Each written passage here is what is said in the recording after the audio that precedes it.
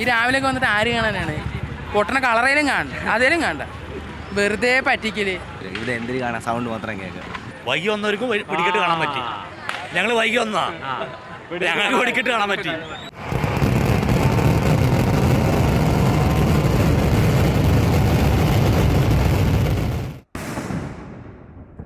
തൃശ്ശൂർ പൂരത്തിൽ പല സമയങ്ങളിലായി പോലീസ് ഏർപ്പെടുത്തിയ നിയന്ത്രണങ്ങളുടെ അവസാനം എന്ന നിലയിലാണ് ഏറ്റവും ഒടുവിൽ ഇപ്പോൾ ഈ വെടിക്കെട്ട് നടത്തുന്നതുമായി ബന്ധപ്പെട്ട് വലിയ പ്രശ്നങ്ങളുണ്ടാവുകയും ഒരുപക്ഷെ പുലർച്ചെ നടത്തേണ്ട വെടിക്കെട്ട് രാവിലെ നടത്തി അതൊരു ചടങ്ങായി അവസാനിപ്പിക്കുകയും ചെയ്യുന്ന തരത്തിലേക്ക് കാര്യങ്ങൾ മാറിയത്.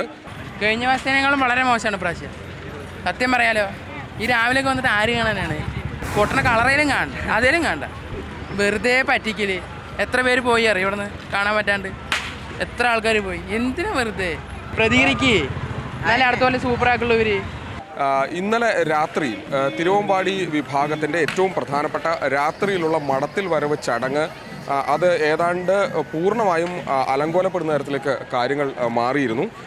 ഈ മടത്തിൽ വരവിന് എത്തിയ അല്ലെങ്കിൽ ആ പഞ്ചവാദ്യം കേൾക്കാനെത്തിയ ആളുകളെ തടഞ്ഞതാണ് ഇതിന് പ്രശ്നങ്ങൾക്ക് തുടക്കം. ആ സമയത്ത് പഞ്ചവാദ്യം കേൾക്കാൻ വന്ന ആളുകളെ പല ഇടവഴികളിലായി പല സ്ഥലങ്ങളിലായി തടയുകയായിരുന്നു. അപ്പുറത്ത് ഇപ്പം കുറേ പേര് ചേച്ചിമാരൊക്കെ പോകുമ്പോൾ അവർ പോകുമ്പോൾ പോലീസ് അറിയാം യാതൊരു പ്രശ്നമില്ലേ.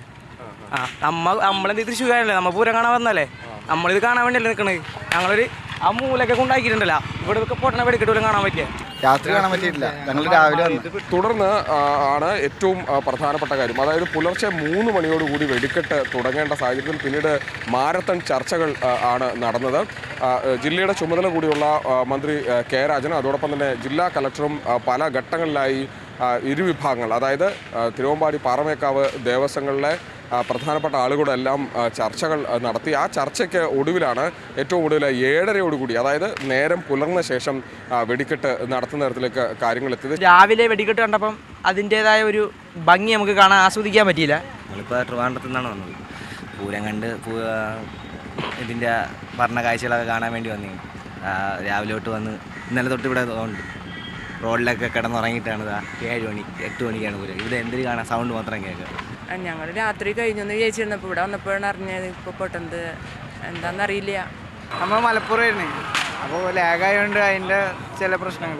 തൃശ്ശൂർ പൂരത്തിൽ ഓരോ വർഷം കഴിയും തോറും കൂടുതൽ നിയന്ത്രണങ്ങൾ ഏർപ്പെടുത്തുകയും ആളുകൾക്ക് ഈ പൂരം ആസ്വദിക്കാൻ കഴിയാത്ത തരത്തിലേക്ക് കാര്യങ്ങൾ മാറ്റുകയും ചെയ്യുന്നു എന്നുള്ള വലിയ ആക്ഷേപം ഇരുവിഭാഗങ്ങളും ഉന്നയിച്ചിരുന്നു. അതിൽ ഒരു പ്രധാനപ്പെട്ട കാര്യം വെടിക്കെട്ടുമായി ബന്ധപ്പെട്ടതാണ്. നേരത്തെ 100 മീറ്റർ പരിധി നിശ്ചയിച്ചിരുന്നു. അതിനുശേഷം വീണ്ടും ഇക്കാര്യത്തിൽ നിയന്ത്രണങ്ങൾ കൊണ്ടുവരുന്നതാണ്. ലക്ഷക്കണക്കിന് രൂപ പൊടിച്ചാണ് ഇത്തരത്തിൽ വെടിക്കെട്ട് നടത്തുന്നത്. അതിപ്പോൾ ഇന്ന് നടന്നത് പകൽപൂരം എന്ന നിലയിൽ ഈ വെടിക്കെട്ടിൻ്റെ ഒരു തരത്തിലുള്ള വർണ്ണാഭമായ കാഴ്ചകളും ഉണ്ടാവാത്ത തരത്തിൽ അത് നടത്തി തീർക്കേണ്ട ഒരു സാഹചര്യത്തിലേക്ക് ഇരു ദേവസ്വങ്ങളും എത്തിയൊരു സാഹചര്യം ഉണ്ടായി. കളർ എന്ന് പറഞ്ഞാൽ പകലായതുകൊണ്ട് ആ വൈബ് നഷ്ടപ്പെട്ടിട്ടുണ്ടല്ലോ.